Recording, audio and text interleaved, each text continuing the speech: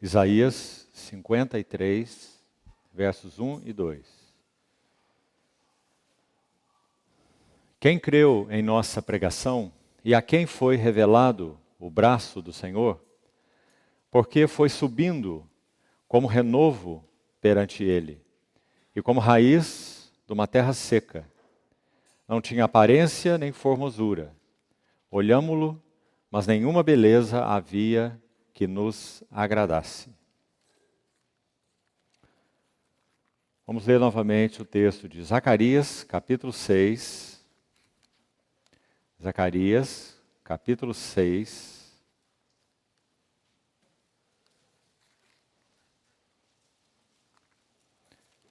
Verso 12. Zacarias 6, 12. E diz-lhe: assim diz o Senhor dos Exércitos: eis aqui o homem cujo nome é Renovo. Ele brotará do seu lugar e edificará o templo do Senhor.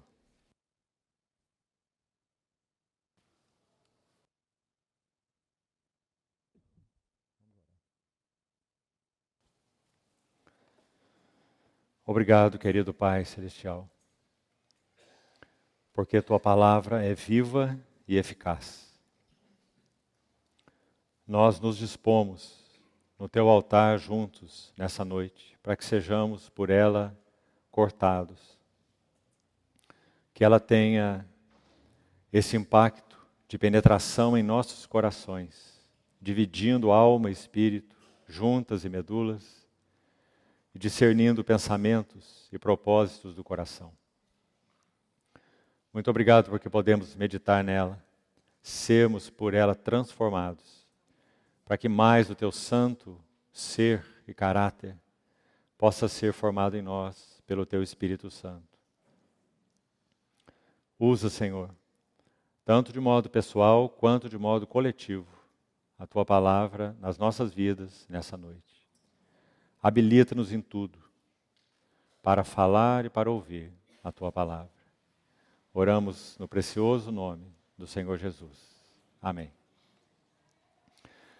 Queridos irmãos, antes de entrarmos no texto de Lucas, vamos olhar novamente para as nossas Bíblias 3 palavras desse capítulo 53 de Isaías, novamente, por favor.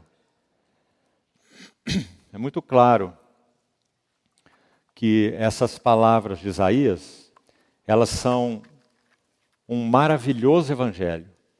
Já foi dito por muitos estudiosos que Isaías 53 é uma pregação do evangelho concisa, em poucos versículos. Você vê aí, nós temos 12 versículos nesse capítulo. Na verdade, esse contexto começa no capítulo 52, verso 13. Eis que o meu servo procederá com prudência. 52, 13.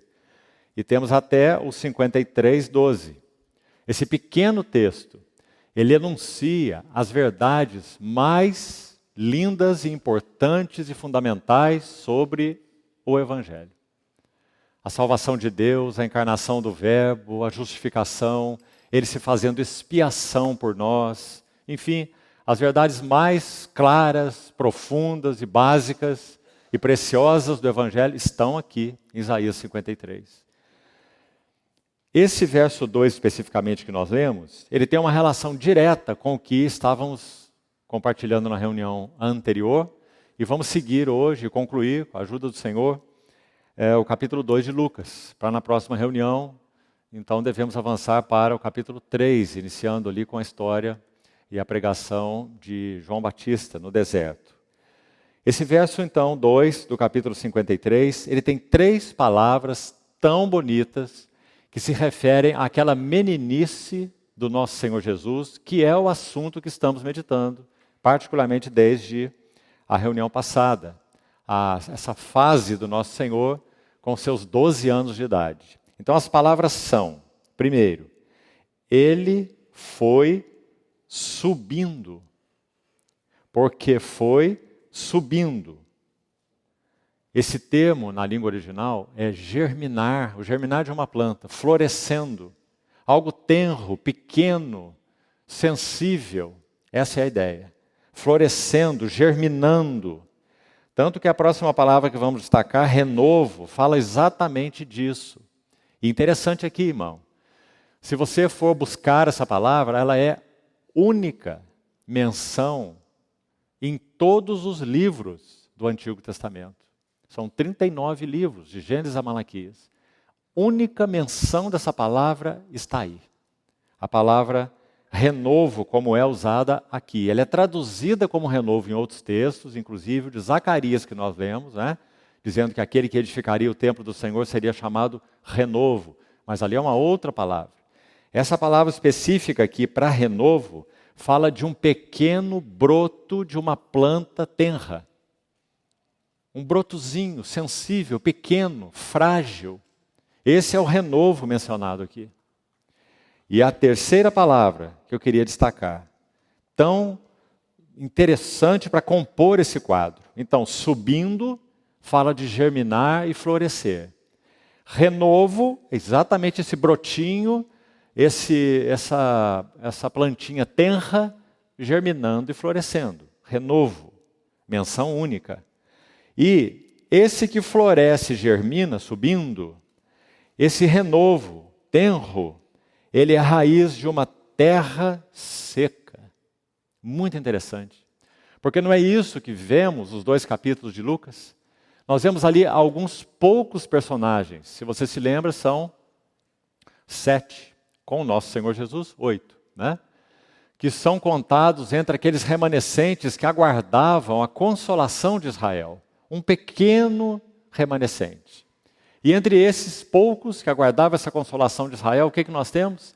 Nós temos um brotozinho tenro, germinando em uma terra solitária. É a ideia aqui de terra seca. A expressão aí é uma terra deserta, uma terra solitária, uma terra estéril.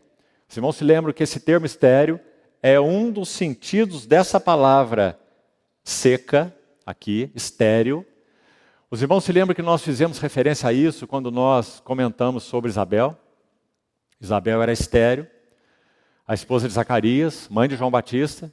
400 anos haviam se passado de Malaquias, o último profeta do Velho Testamento, foi Malaquias, e o primeiro profeta do Novo Testamento, ou introduzindo, né, apresentando aquele que instauraria a nova aliança, ou o Novo Testamento, nosso Senhor Jesus. Então o primeiro profeta foi João Batista. Entre Malaquias e João Batista nós temos 400 anos. Entre o período dos juízes, o início do período dos juízes, e o nascimento de Samuel, o filho de Ana, o profeta também, nós temos outros 400 anos. E o paralelismo ali é impressionante, e muito, muito cheio de beleza. Ana e Samuel, uma mãe estéril que gerou um filho nazireu, consagrado ao Senhor. Isabel, uma mãe, uma mulher estéril, que gerou um filho nazireu, João Batista, consagrado integralmente ao Senhor. As duas mulheres foram alvo dessa ação do Senhor depois de um mesmo período de esterilidade espiritual. Não apenas essas mulheres, tanto Ana, preste atenção, a mãe de Samuel, quanto Isabel, eram estéreis fisicamente. É claro que esse é o primeiro sentido, lógico. Mas elas refletem um período de profunda esterilidade espiritual. Porque Deus estava sem testemunho na terra. Então são 400 anos antes do nascimento de Samuel, período dos juízes, 400 anos de profunda esterilidade. E 400 anos também entre Malaquias e João Batista. Então são duas mulheres estéreis, 2 filhos nazireus e 400 anos de intervalo. Você acha que não há nenhum paralelo entre eles? Você acha que as duas histórias não são para serem colocadas juntas? Certamente são. E nós veremos quais são, então, como é que Deus age, como é que Deus molda vasos em período de esterilidade espiritual. Talvez hoje, se pudermos mais à frente, vamos ter tempo de falar, mesmo que só brevemente, um pouco sobre Ana e Samuel. Então, essas 3 palavras combinadas nesse verso 2 são muito bonitas. no meio de uma terra estéril, seca, deserta, árida, uma pequena plantazinha tenra germinava e florescia. E subia, a expressão aqui, veja, diante ou perante ele. Esse ele é quem? Yahvé, Jeová. Palavra final do verso 1. A quem foi revelado o braço de Yahvé, do Senhor? Porque foi subindo como renovo perante ele, perante o Senhor, Deus. Lá estava o nosso Senhor Jesus crescendo desde a sua meninice, protegido, como nós falamos, assim como a própria gravidez de Maria, aquela adolescentezinha, foi protegida pela sombra do Altíssimo, lembra? O Espírito te envolverá com a sua sombra e esse poder do Altíssimo te cobrirá. Então esse ente santo será chamado Filho de Deus. Desde aquela concepção, aquela mulher, Maria, e o seu filho foram protegidos. Assim na sua infância, naquela matança que foi executada, o nosso Senhor Jesus, desde essa infância, um bebezinho, ele já enfrentava, junto com seus pais, claro, essa batalha pela vida. A oposição feroz do inimigo de Deus que sabia quem ele era. Então, todo esse quadro é muito bonito. Então, quando nós vemos Zacarias capítulo 6, verso 12, que já comentamos na reunião passada, é dito que esse renovo cresceria do seu próprio lugar. E também já falamos que esse lugar escolhido por Deus, não perca isso, querido irmão e irmã. Um lugarzinho no canto obscuro da Galileia, Nazaré. Ali foi o lugar escolhido para o Senhor Jesus crescer, esse brotozinho, essa planta tenra. Um lugar, então, obscuro, um lugar desprezado, marginalizado. Porventura pode sair alguma coisa boa de Nazaré? Perguntaram. Então, ali foi o lugar escolhido por Deus para que o Senhor Jesus crescesse. Isso é verdadeiro para com todos nós. Também já compartilhamos isso na reunião anterior. Agora, o que já fizemos também na reunião passada. Nós selecionamos, vamos lá, Lucas 2, nós selecionamos o verso 49, vamos de novo diretamente nele, não precisamos ler o texto todo, só para recordar você, nós lemos do verso 39, localiza aí por favor de novo, na sua Bíblia, Lucas 2, 39, aí nós começamos a leitura na reunião anterior. Verso 40 diz que o menino crescia e se fortalecia. Entramos então na idade de 12 anos do Senhor Jesus, que está no verso 42, quando ele atingiu os 12 anos. Está vendo aí? Lucas 2, 42. Então, o que é narrado aqui. Depois, nós destacamos o verso 49, quando seus pais retornaram, porque ele foi deixado para trás naquela caravana do vilarejo de Nazaré, que foi a Jerusalém para a celebração da Páscoa, da festa. Ele foi deixado então para trás, na verdade, ele se deixou permanecer em Jerusalém deliberadamente, foi uma atitude deliberada do Senhor. Seus pais o esqueceram, da parte deles, mas da parte do Senhor ele tomou uma atitude deliberada, ele ali iria ficar, uma decisão dele, né? Por isso mesmo ele disse, a mim me cabia estar aqui, ficar aqui, estar na casa de meu pai. Então nós destacamos o verso 49, que é o verso-chave desse texto, também já falamos, e vamos repeti-lo então. Quando eles retornam nessa caravana, e então eles encontram Jesus, olha o final do verso 48. Sua mãe diz assim, filho, por que fizeste assim conosco? Teu pai e eu, aflitos ou ansiosos, estamos à tua procura. Então temos esse verso-chave, 49. Ele lhes respondeu, por que me procuráveis? Não sabíeis que me cumpria, que eu devia estar na casa de meu pai? O que nós já comentamos sobre esse verso? O primeiro ponto que destacamos. São 3 aspectos relacionados diretamente a essas duas frases. E é aqui então que retomamos o ponto em que paramos na reunião anterior. A primeira consideração que fizemos é que o Senhor Jesus demonstra aí uma maravilhosa consciência da sua filiação e da sua messianidade, ou, se você preferir, da sua filiação e da sua vocação. E você se lembra que nós recordamos as palavras de Pedro, lá no Monte da Transfiguração, sobre o Senhor, debaixo da revelação do Pai? Quando o Senhor perguntou, quem dizem os homens que eu sou? O que é que Pedro responde? Tu és o Cristo, que significa ungido.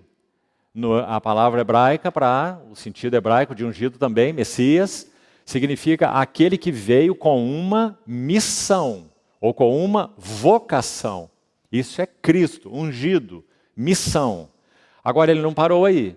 Ele disse que esse que é o ungido, que veio para uma missão, ele é o Filho do Deus vivo. Então as duas coisas também estão juntas lá, não é? Ele é o Filho quanto à sua essência. E ele é o Cristo quanto à sua missão. Ele é Filho quanto à sua pessoa.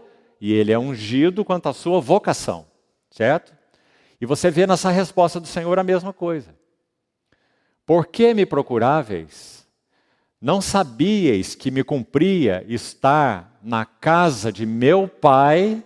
Meu pai, então ele é o Filho. Uma consciência estabelecida da sua filiação.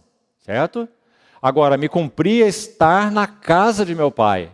Outras traduções vão dizer, cuidando dos interesses ou dos negócios do meu pai. Isso fala do quê?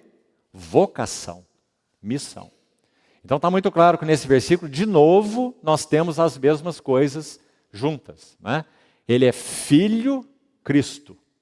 Filho quanto à pessoa, Cristo quanto à vocação. Então, embora não possamos dizer que nessa declaração do verso 49, foi aí que Jesus obteve a sua consciência messiânica. Nós estaríamos indo longe demais. E também entramos de leve nisso na reunião anterior. Porque imagine esse menino com 6 anos de idade. Imagine. Quantos meninos realmente tiveram uma convicção de quem era o Senhor, tiveram uma convicção da dádiva do Pai com respeito ao Filho para a salvação aos 6 anos de idade. Várias crianças. E de modo bastante genuíno. E são pecadoras. E quanto ao nosso Senhor Jesus, o que poderíamos dizer? Então nós não podemos dizer que ele teve a sua consciência messiânica aos 12 anos. Nós podemos dizer que ele a estabelece, para que outros ouçam. No caso, aqueles que mais importavam. Sua mãe, direta, não é? E o seu pai postiço, José. Deixou claro, estabelecido para eles, qual era a sua vocação. Então, já comentamos isso, não vamos retornar, porque precisamos avançar. Então, Jesus estabelece, mantém essa palavra porque ela é segura. Você não pode dizer que Jesus teve aí a sua consciência messiânica pela primeira vez. Mas nós podemos dizer que ele estabelece essa consciência messiânica publicamente. Isso sim. Então, foi isso que ele fez e nós já comentamos isso. Um detalhe que também, por favor, eu gostaria de retomar, já foi falado, mas servirá de base importante para nós. Olha o verso 40, por favor, desse capítulo 2. Crescia o menino. Crescia, esse termo como é usado aqui, relembrando também, já comentamos isso. Significa que ele avançava quanto ao físico. Porque esse que crescia é o bebê, que acabou de ser apresentado no templo, estava nos braços de Simeão, e foi também contemplado por Ana, a profetisa. Um bebezinho. Então esse crescia do verso 40, sobretudo é o crescimento fisiológico, físico. Esse é o sentido da palavra aqui. E esse menino aqui significa criancinha pequenina, bebezinho. Também muito coerente com o verso 39. Não é? Crescia fisicamente e é um bebezinho pequeno. Agora, a palavra menino no verso 43, terminados os dias da festa, ao regressarem, permaneceu o menino. Mas lembre-se que o verso 42 disse que ele atingiu 12 anos. Preste atenção. Então não é mais o bebezinho, certo? É um menino, um adolescente de 12 anos. E agora a palavra usada para menino aqui, no verso 40 você também tem menino, mas lá a palavra é bebezinho, criancinha pequena. E aqui, não. Aqui a palavra é simplesmente uma criança. E um menino de 12 anos é uma criança, mas não é um bebezinho. Então são detalhes, queridos irmãos, que no texto original, embora não aqui na nossa tradução, nós temos essas diferenciações todas. Por que é importante citá-las? Para que você veja a beleza, a precisão da palavra de Deus e do relato inspirado de Lucas. Então, esse detalhe importante e interessante. Então, esse menino, como é dito aqui no verso 42, ele estabelece essa sua consciência de filiação e essa sua consciência messiânica, como já citamos. Sabe, irmãos, que fazendo ainda uma aplicação desse primeiro ponto relacionado ao Senhor para nós, escute bem isso aqui.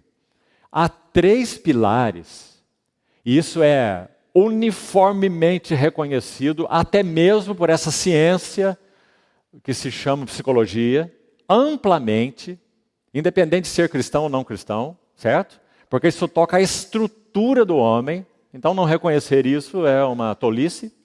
Então, todos reconhecem que Deus, no nosso caso, afirmamos que foi o nosso Deus, não é? Porque assim cremos nele. Eles afirmam o que quiserem. Resultado do sei lá o quê, de explosão cósmica, não é?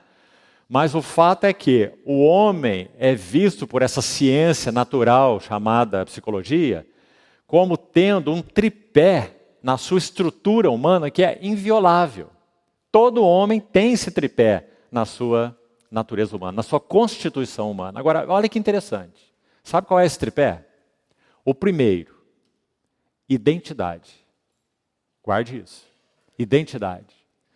O segundo tripé, significado.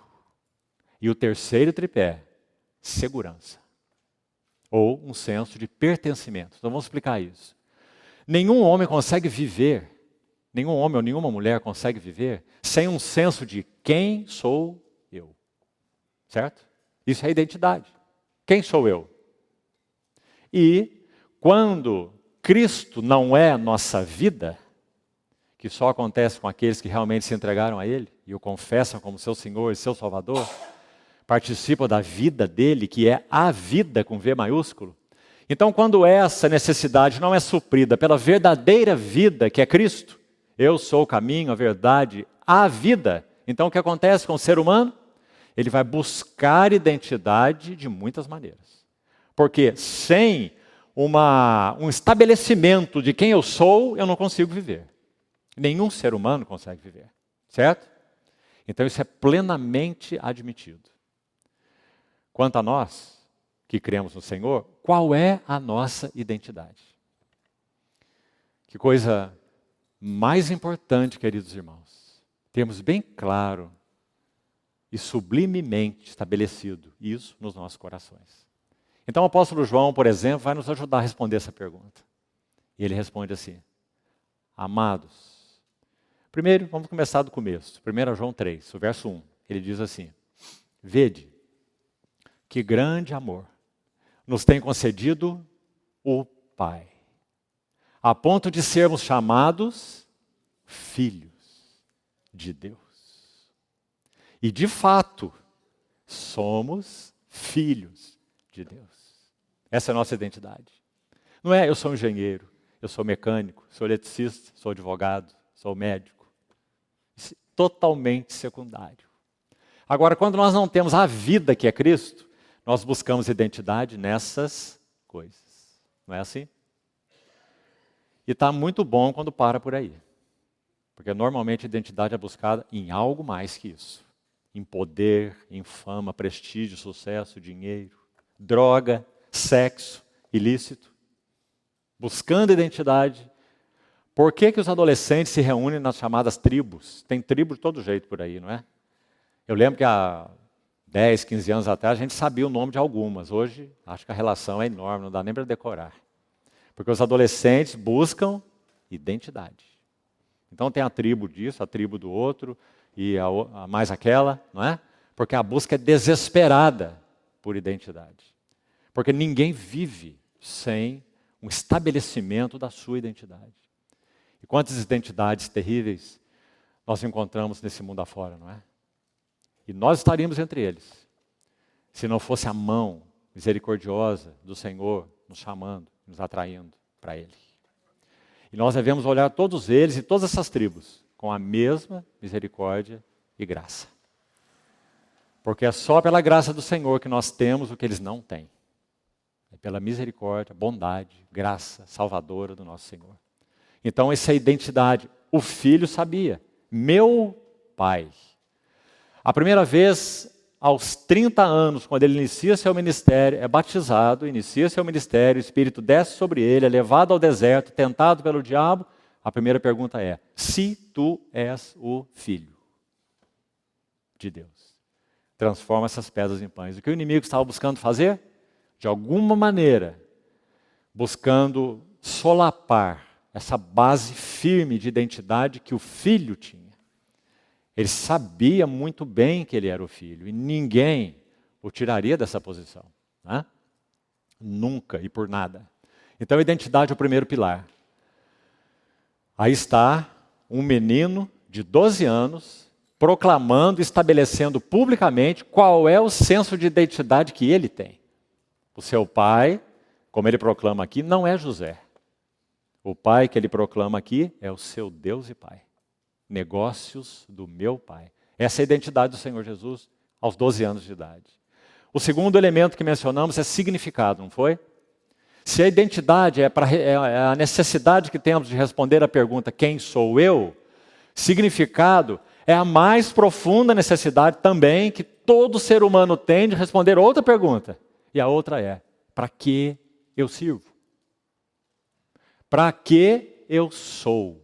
Ou para que eu existo? Irmão, essa é a pergunta filosófica mais importante. Não é?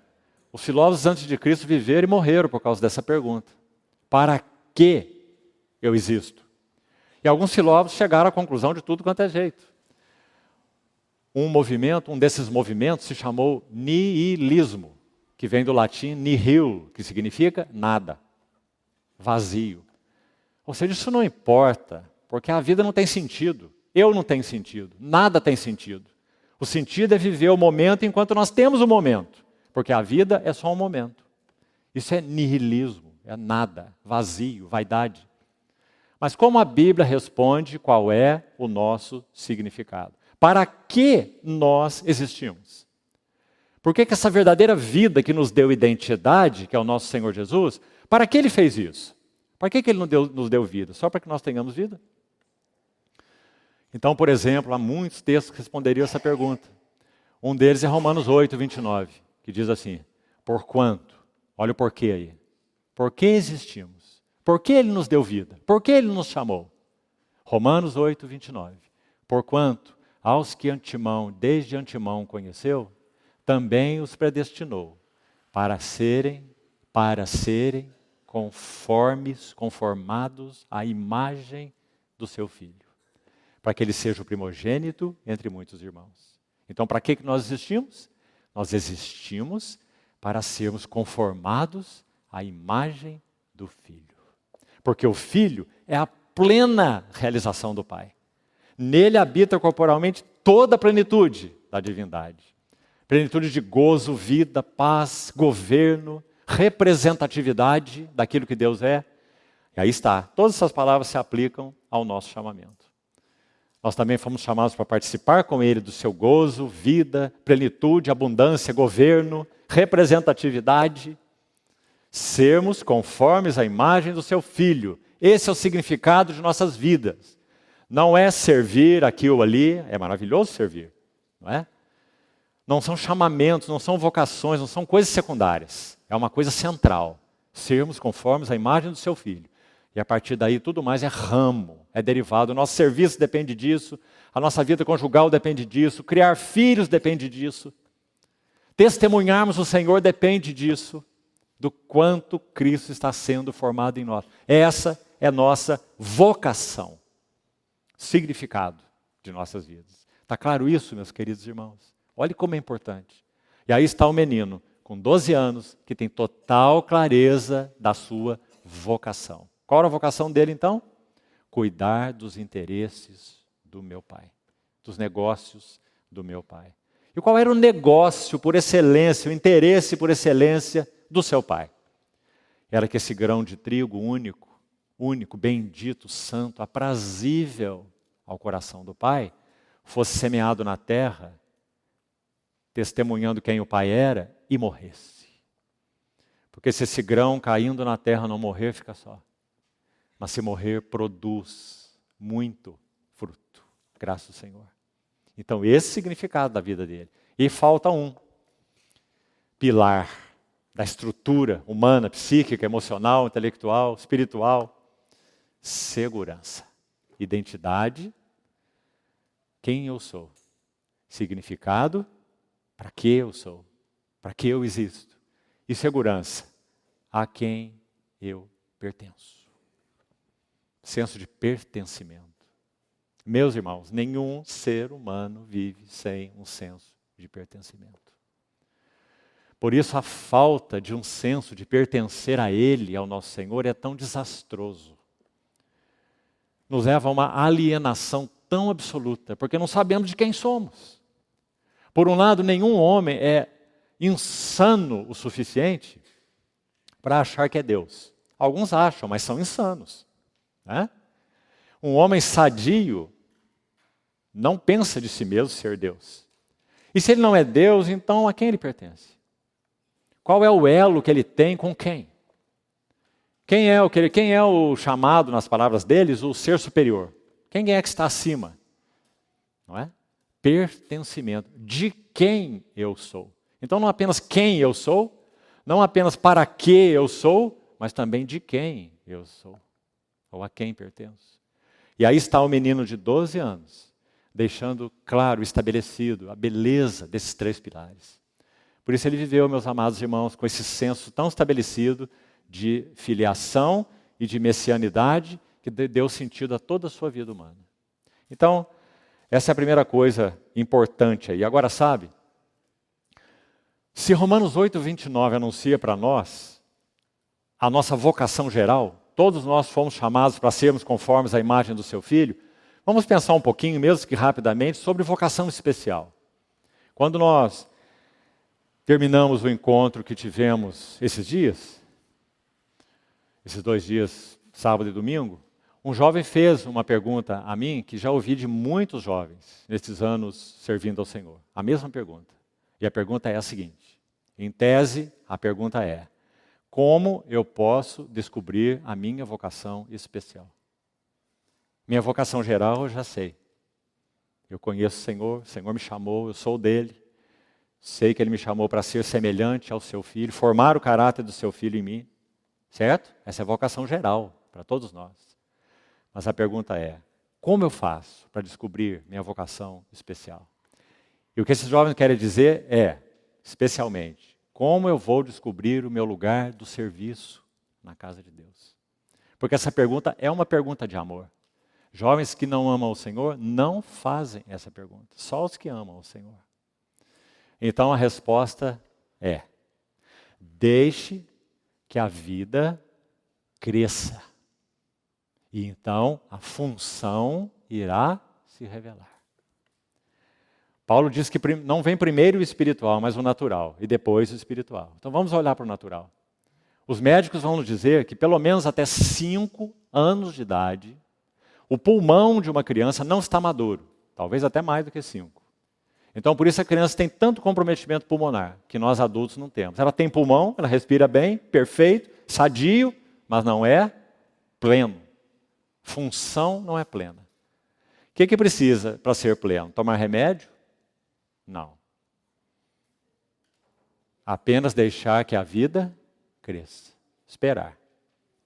Se a vida é sadia, a vida crescerá e a função amadurecerá. Assim é conosco.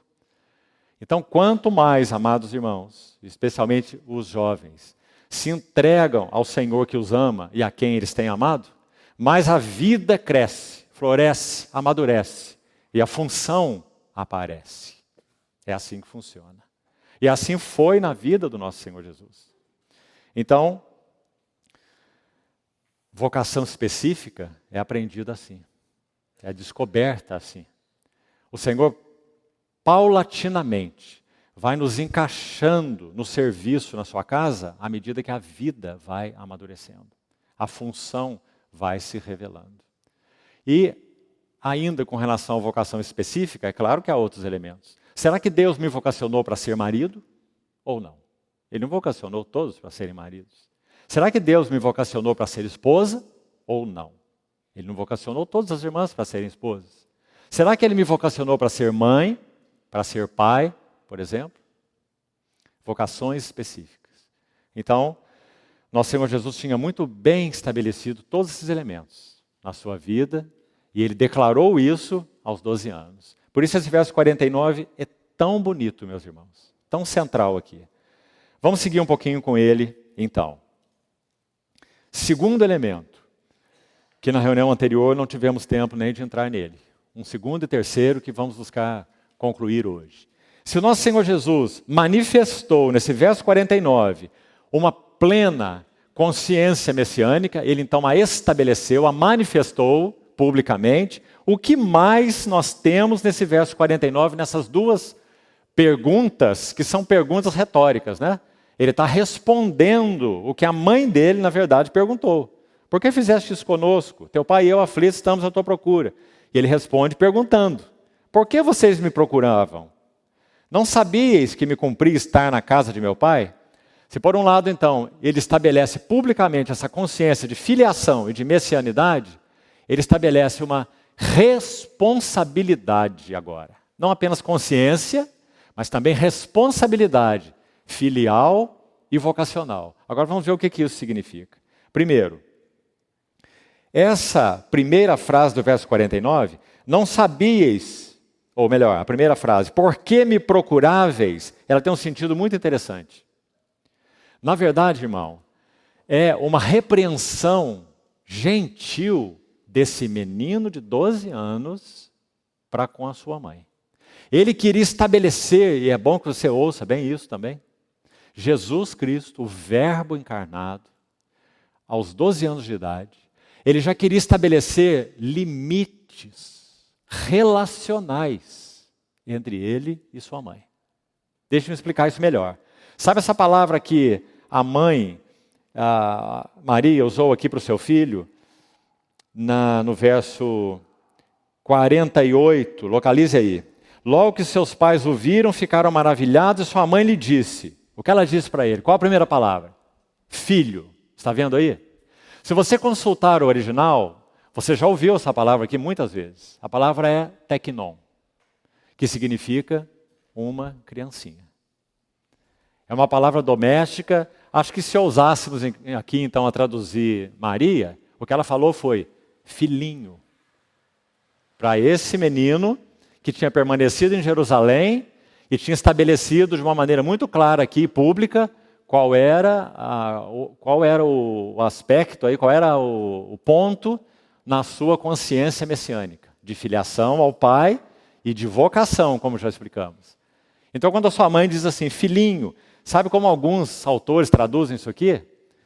Criancinha. Não há nada de errado no coração de Maria. Eu acho que qualquer mãe aqui chamaria o seu menino de 12 anos de filhinho, de teknon, como o grego usa a palavra, certo? Então, quanto a Maria, é a manifestação da ternura do coração de uma mãe. Vamos pôr cada coisa no seu lugar. Maria expressa a ternura de uma mamãe, certo? Mas o menino de 12 anos, ele começa aqui a colocar limites relacionais para com sua mãe. Vou citar mais exemplos, irmãos. Agora vamos dar um salto de 18 anos. Agora ele tem 30 anos. E ele vai iniciar o seu ministério. Então ele vai a uma boda de casamento em Caná da Galileia. O vinho acaba. E sua mãe chega a ele. E diz assim, agora ela não o chama de filhinho, ele tem 30 anos. Né? Mas ela diz, eles não têm mais vinho. E ele diz para ela, não mamãe. Ele diz, mulher, que tenho eu contigo? Ainda não é chegada a minha hora. Você vê? Você se lembra quando ele estava com alguns em uma casa, ensinando, e então chegou lá fora a mãe e os irmãos dele, certo? E mandaram um recado para ele, enquanto ele estava sentado ensinando. Tua mãe e os teus irmãos estão aí. Numa situação normal, digamos, ele pararia o seu ensino. Oh, deixa eu atender minha mãe chegou, minha mãe e os meus irmãos. Você lembra o que ele falou? Quem é minha mãe? Quem são os meus irmãos?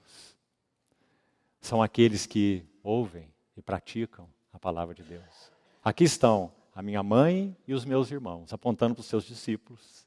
E deixou a sua mãe e os outros irmãos de carne esperando lá fora. Porque o Senhor está estabelecendo, começou a estabelecer os limites relacionais com a sua mãe aos 12 anos. Por que isso é tão importante? Ah, meus irmãos, é tão importante por quê? Porque o Gabriel, o arcanjo, quando visitou Maria, disse assim: o Espírito Santo descerá sobre ti, e o poder do Altíssimo te envolverá com a sua sombra, e o ente santo que há de nascer será chamado o Filho de Deus. Aí está a importância. Então, quando ele estabeleceu publicamente a consciência messiânica aos 12 anos, ele começa a estabelecer o limite. Quem ele era e o que ele veio fazer. Então, aí está a beleza dessas duas perguntas retóricas do menino Jesus. De novo, a primeira: por que me procuráveis? Irmão, seria, digamos, uma resposta óbvia, né? A mãe dele podia pensar: ora, porque você tem 12 anos e você é nosso filho, por isso que nós te procurávamos, não é? Mas por que ele faz a pergunta? Ele quer colocar algo no coração dela para que ela veja, pela primeira vez, esse estabelecimento público, da boca dele, de quem ele era. Em outras palavras, ele está dizendo assim: vocês não precisavam perder tempo me procurando em Jerusalém. Foi dito que ele foi encontrado no terceiro dia, né? Então um dia a caravana foi, já explicamos, provavelmente saiu de manhã, jornada longa, dia inteiro viajando. Quando foram acampar, os pais não encontraram Jesus. Então onde que ele está? Procura no parente, procura no conhecido e não acha, não é? Aí volta mais um dia até Jerusalém. E provavelmente, chegando em Jerusalém, aonde que eles vão procurar? Então, quem sabe, sobe na Jerusalém, desce na Jerusalém, até que alguém tenha uma ideia e deve estar no templo. E chegaram e encontraram ele no templo. Então ele faz a pergunta: por que me procuráveis? Em outras palavras, vocês não sabiam que é aqui que eu tinha que estar? Não precisava ter procurado em outro lugar, bastava vir direto para cá.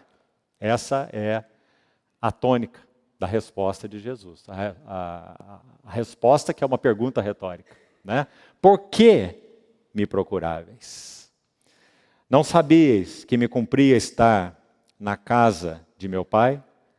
Não sabias que era certo que eu estaria aqui? Essa é a ideia. Agora, o que mais Jesus expressa nesse verso 49? Com essas duas perguntas retóricas. Acho que podemos chamar também de respostas retóricas, né? O que ele expressa? Ele expressa um senso que ele tinha das necessidades de Deus. Qual era a necessidade de Deus, o seu Pai? É que ele cuidasse dos interesses de Deus, o seu Pai, não é?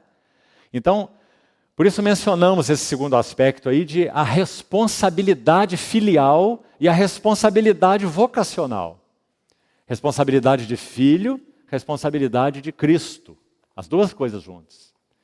Então, essa resposta do verso 49 externa a responsabilidade do nosso Senhor Jesus. Aqui eu quero fazer um pequeno comentário sobre Ana e Samuel, conforme eu falei. Irmãos, não precisa abrir o livro de Samuel. Se quiser, você leia depois os 3 primeiros capítulos de 1 Samuel. Primeiro livro de Samuel, os 3 primeiros capítulos.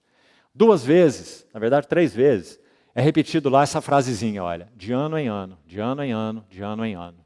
Sabe o que acontecia de ano em ano?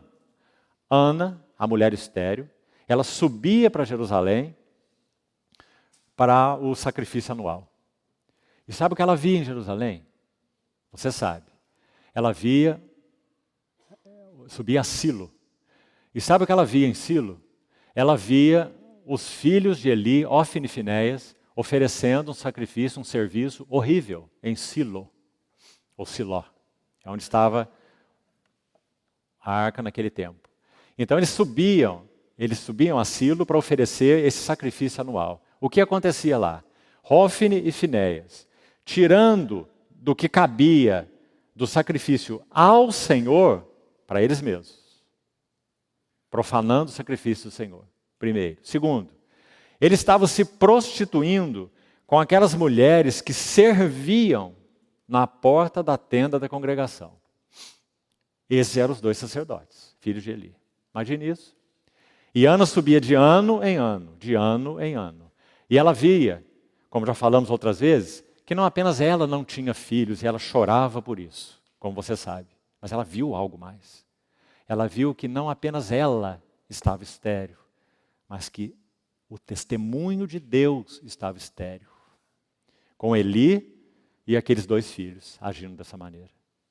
Então Ana se angustiou no seu coração. Por isso ela faz aquele voto, que nunca foi uma barganha.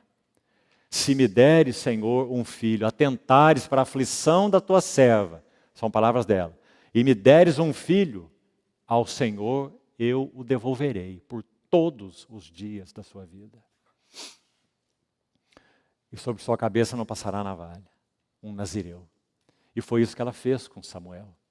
E fez de um modo tão absoluto, que o Senhor decidiu graciosamente dar a ela mais 5 filhos, livremente e graciosamente. Porque Ana pôde compartilhar das necessidades do coração de Deus. Então aqui está na vida do Senhor Jesus a mesma coisa no verso 49. O que ele está fazendo aqui, esse menino, Messias, de 12 anos? Ele está compartilhando das necessidades do coração de Deus, assim como Ana, não é? E é ele mesmo que vai entrar na lacuna dessa para suprir essa necessidade. Ele é o vaso, com V maiúsculo, que vai suprir essa necessidade. E ele sabe disso. Então ele diz, por que me procuráveis? Não sabias que eu devia estar aqui cuidando dos interesses do meu pai? Então, responsabilidade aos 12 anos. Consciência, que já vimos primeiro, tão clara, tão bonita, tão firmada, tão estabelecida, né? Tão profunda. Nunca ele foi abalado nessa consciência, nem de filiação e nem de messianidade ou de vocação. Nunca foi abalado. E em segundo agora, responsabilidade. E que responsabilidade? Agora, meus irmãos, ainda há algo mais sobre esse verso 49, essa resposta do Senhor. Sabe o que nós vemos que também nos choca de frente a todos nós? Fica claro nesse verso 49, quanto à responsabilidade do Senhor, filial e vocacional, que na vida dele, a inclinação que ele tinha para os interesses de Deus coincidia com a sua obrigação. Também gostaria que você guardasse essas palavras, para pensar sobre ela. E pensar com pergunta para você mesmo. E a pergunta para nós é, será que a minha inclinação coincide com minha obrigação? Deixa eu procurar explicar ainda melhor. O salmista, Davi, no Salmo 27, verso 4, ele diz assim, uma coisa eu peço ao Senhor. Ou seja, qual é a inclinação do coração dele? É isso que ele vai pedir. Uma coisa, não são muitas coisas. Uma coisa eu peço ao Senhor, e essa eu buscarei. Não foi isso que nosso Senhor Jesus fez aqui nesse verso 49 descrito? O que ele buscou? Os pais, humanamente falando, né, foram embora. E ele deliberou ficar em Jerusalém. Porque era ali que ele deveria ficar. Não é? Ele não foi esquecido. E ele não esqueceu que a caravana estava indo embora. Nada disso. Ele deliberou permanecer em Jerusalém. Certo? Então, na vida de Jesus, a inclinação dele coincidia com a obrigação dele. E essa pergunta é muito penetrante para todos nós. Nossas inclinações, todas, coincidem com nossas obrigações. Se as nossas inclinações são para com os interesses de Deus, então nossas obrigações vão coincidir com elas. Agora, se nossa obrigação, começando por ela está ligada aos interesses da casa de Deus, nossas inclinações podem não estar. Então nós vamos oferecer um serviço dividido. Fazemos o que deve ser feito não é? Por um senso de responsabilidade, mas o nosso coração não está inclinado a essas coisas. Por isso alguém já disse assim, olhe como essa colocação é sondadora. Um servo do Senhor do passado já disse assim, religião foi a palavra que ele usou para verdadeira religião, certo? Verdadeira religião, verdadeira devoção. Então ele disse, verdadeira religião é aquilo que fazemos com o nosso tempo livre. Não é uma frase penetrante? O que nós fazemos com o nosso tempo livre? Claro, nenhum de nós precisa deixar de fazer coisas que gosta, de ter lazer, coloquemos assim, certo? A questão não é essa. A questão é, se estamos ali no lazer, onde está o nosso coração? Esse é o ponto. Porque onde está o teu tesouro, ali está o teu coração. Se o teu tesouro está no lazer, então o teu coração está no lazer. Mas se o teu coração está no Senhor, então o lazer é muito bom, muito agradável. Mas seu coração não está no lazer. Quando o lazer te for tirado, tudo bem, não tem problema. O lazer não é o meu tesouro. Compreendeu, irmão? Na vida de Jesus, essas duas coisas andaram de maneira paralela e linda. Qual era a inclinação do coração dele? Repetindo, as palavras de Davi no Salmo 27:4. Uma coisa eu peço ao Senhor e eu a buscarei. Olha a obrigação aí. Eu a buscarei, que eu possa morar na casa do Senhor todos os dias da minha vida. E qual é então agora a inclinação do coração dele? Contemplar a beleza do Senhor e meditar no seu templo. Salmo 27:4. Não é isso que está acontecendo aqui em Lucas 2:49?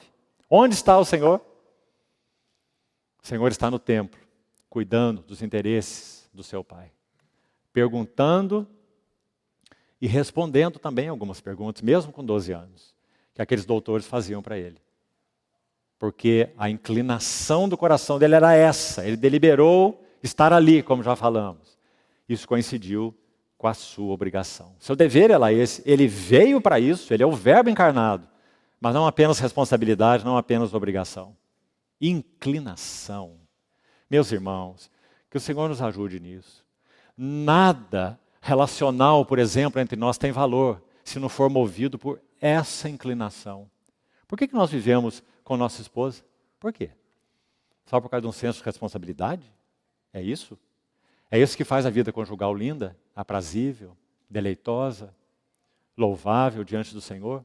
É isso que faz um testemunho cristão na nossa vida conjugal? Responsabilidade de estarmos uns com os outros? Responsabilidade de cuidar um do outro? Ou nosso coração é inclinado um para o outro?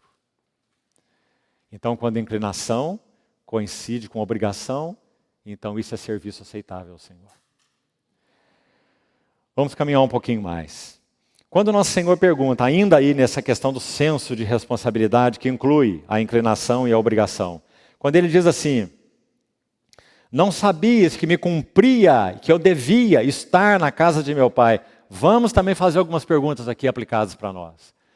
Nossos irmãos, ele está, um parênteses ainda, ele está como que repreendendo seus pais, dizendo, vocês tinham que ter certeza que era aqui que eu estava, vocês não precisavam me procurar em outro lugar, me cumpria, eu cabia. E a primeira pergunta deixa isso muito claro, não é? Ele fala, por quê? Por quê? Por que me procurar? Por que me procurar? É aqui que eu deveria estar, não é? Então apliquemos essa pergunta a nós. Vamos pensar na vida conjugal de novo. Nossas esposas sempre nos encontram na casa do pai e cuidando dos interesses do pai? Sempre nos encontram inclinados, com o coração inclinado a isso? Sempre. Bem-aventuradas serão elas, se assim for. E o contrário. E nossos filhos, sejam eles maiores ou menores, eles sempre nos encontram na casa do Pai, cuidando dos interesses do Pai, e é claro que eu estou falando espiritualmente. Eles sabem qual é a inclinação do nosso coração. Eles sabem o que nos dá o maior prazer. Eles sabem onde está o nosso tesouro. Sabem. Se eles não sabem, então nós não temos transmitido modelos adequados a eles. E não podemos admirar quando eles chegarem aos 12 anos e não queiram saber de nada. Porque, irmão, se há algo capaz de impactar impactar o coração dos nossos filhos é o nosso prazer em Deus. Mais do que a palavra que cantamos para eles, a escola bíblica que colocamos para eles serem ajudados por outros irmãos, a Bíblia que lemos para eles, tudo isso é muito importante que façamos com os nossos filhos. Não deixe de fazer. Mas nossos filhos terão um impacto mais profundo, na verdade, indelével, uma marca que nunca sairá dos seus corações, se eles virem que os seus pais tiveram prazer em Deus. E não apenas responsabilidade com as coisas de Deus. Prazer, gozo, alegria em Deus. É isso que impacta nossos filhos. E foi assim com relação ao nosso Senhor Jesus. Então vamos pensar nessas perguntas, vamos orar sobre elas. Pergunte ao Senhor: Senhor, meus filhos têm me encontrado na tua casa, em ti? Eles têm me encontrado cuidando dos teus interesses? E aí quem sabe o que isso significa? Andar o dia inteiro para lá e para cá, prega e vai, visita e faz e compra e leva. É isso, cuidar dos interesses do seu pai? Irmão, o primeiro sacrifício, entre aspas, que nós oferecemos a Deus é um coração compungido, contrito, quebrantado. A primeira coisa que oferecemos a Deus é nossos corpos como um sacrifício vivo no altar. Se Ele não tem isso, Ele não tem nada. Ele não nos quer ativistas. Ele quer a integridade do nosso coração, para que Ele possa dizer: agora fique em casa, agora vá para o teu quarto. Eu quero meu tempo com você.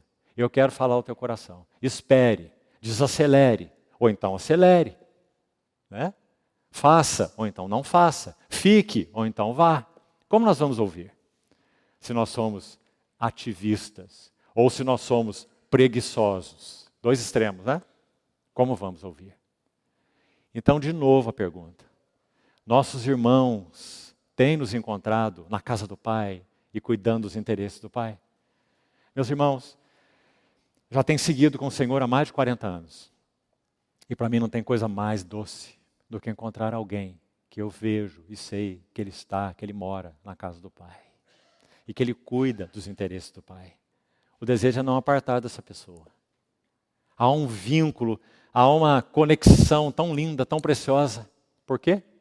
Porque os interesses são os mesmos. Primeiro porque a habitação é a mesma.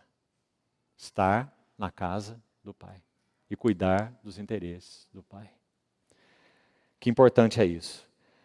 Mais um pontozinho sobre isso e já vamos terminando. Quando o Senhor Jesus permanece deliberadamente em Jerusalém, você se lembra que o texto diz que ele estava indagando e estava respondendo, certo? Então aqui vamos tomar muito cuidado. Nós tocamos esse texto no domingo pela manhã. Claro que nós não podemos ser dogmáticos demais aqui, pelo menos demais não podemos, né? Há algo aqui que temos que afirmar, já vou afirmar agora mesmo, mas dogmáticos demais não podemos porque nós estamos tratando de alguém que é bem diferente de nós. É o Verbo encarnado sem pecado.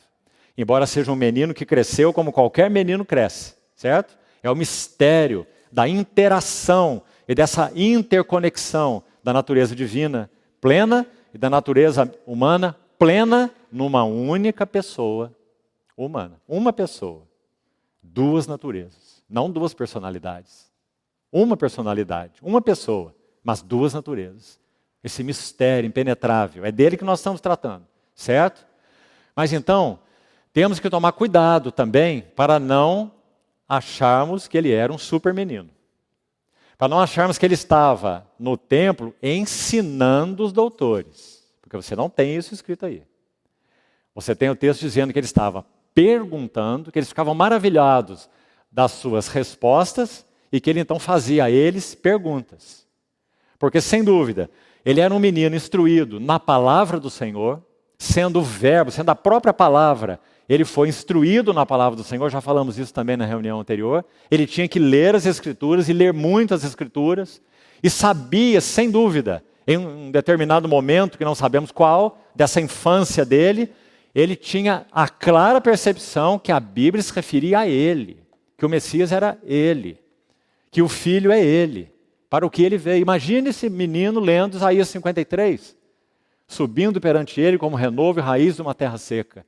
Não tinha aparência nem formosura, olhamos-lhe, nenhuma beleza havia que nos agradasse. Ele era o cordeiro Isaías falou de um cordeiro que foi levado ao matadouro, mudo perante seus tosqueadores e não abriu sua boca.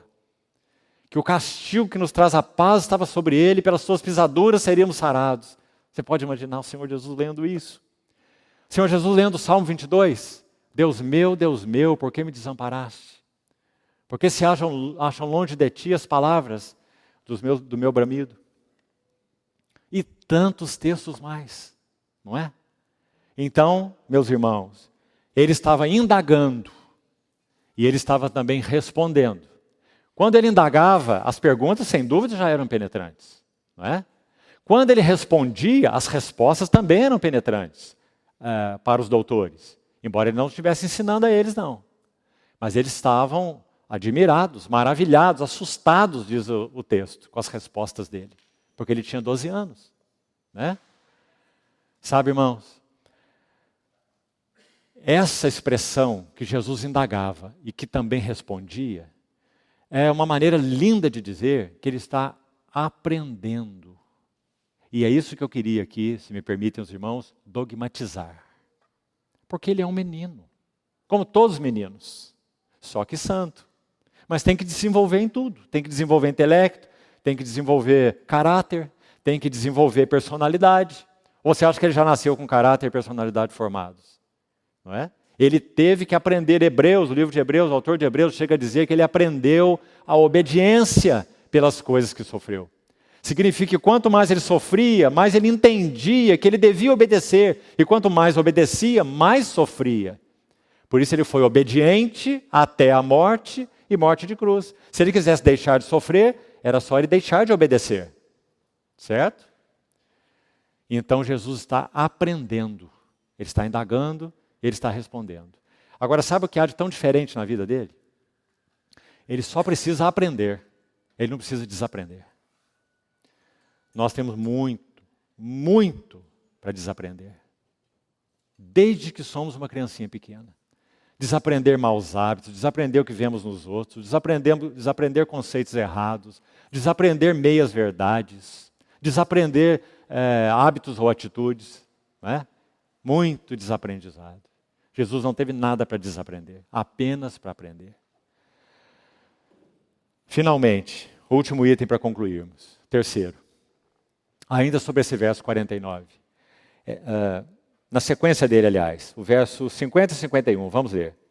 Não compreenderam, porém, os seus pais não compreenderam as palavras que lhes dissera. Verso 51. E desceu com eles para Nazaré, lá para a obscuridade.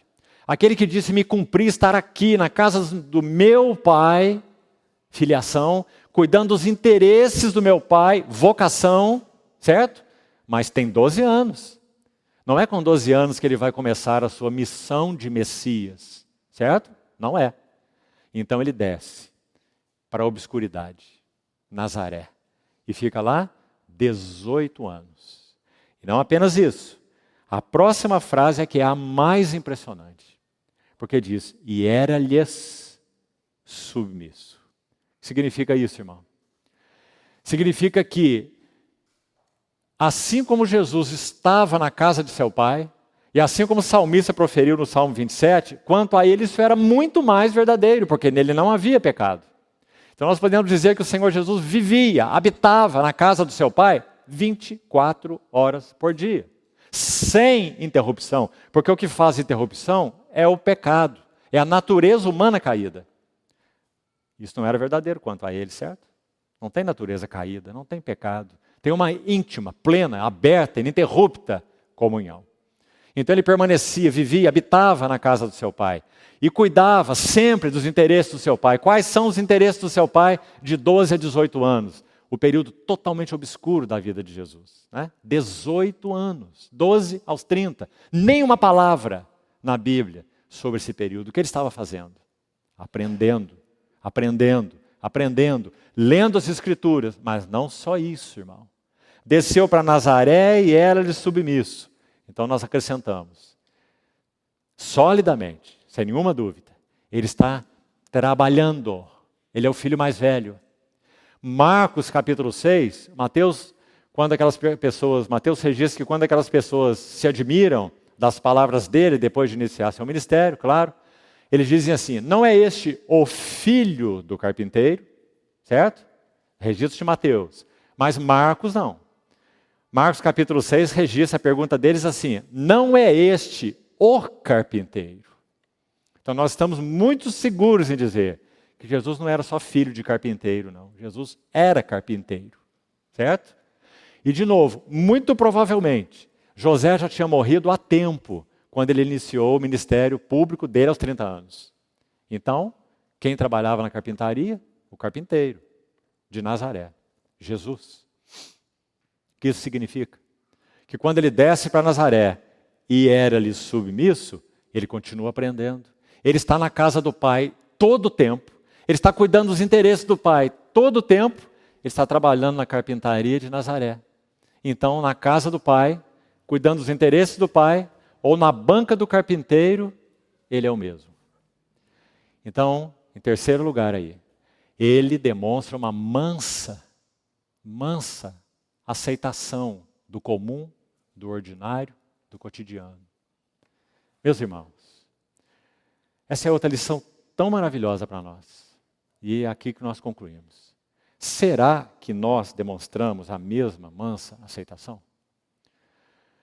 Será que nós entendemos que quando nós moramos na casa do Pai, quando a nossa inclinação é Ele mesmo e os seus interesses, como já falamos, então aquilo no que Ele nos envolveu, somos pais, somos filhos, somos mães, somos irmãs, trabalhamos, não é isso? Quanta coisa nós fazemos, comum, cotidiano, ordinário da vida. Mas será que nós entendemos que essa tarefa é aquela designada pelo nosso Pai Celestial para nos levar a conhecê-lo, aprender dele, crescer nele? Quando eu era um jovem ainda, já tinha meus primeiros filhos, tomo a liberdade de dizer isso, especialmente para os mais jovens, para encorajá-los. Sem dúvida, meus queridos, havia um desejo ardente no meu coração de deixar tudo. Deixar a minha profissão, que eu havia começado aos 23 anos, 7 anos apenas já de profissão. E eu tinha desejo de deixar tudo, porque o que me consumia era o desejo por conhecer a palavra de Deus, estudá-la e conhecê-la, e me entregar ao serviço da palavra. E eu busquei um irmão, com 30 anos, e ele disse para mim, dê um passo de cada vez. E mais nada, foi só o que ele disse. Eu falei uns 15 minutos, e ele disse uma frase, dê um passo de cada vez. Tão claro o que ele quis dizer. Está aí no texto que nós estamos lendo. E desceu para Nazaré, e era-lhes submisso. Foi isso que ele quis dizer. Submeta-se aos tratos de Deus no comum, no ordinário, no cotidiano. E Ele vai te ensinar. E Ele vai formar o que Ele quer, fazer o que Ele quer, como Ele quer e no tempo que Ele quer. Assim foi com o nosso Senhor Jesus também. Senhor, nos ajude nisso, irmãos. Vamos orar.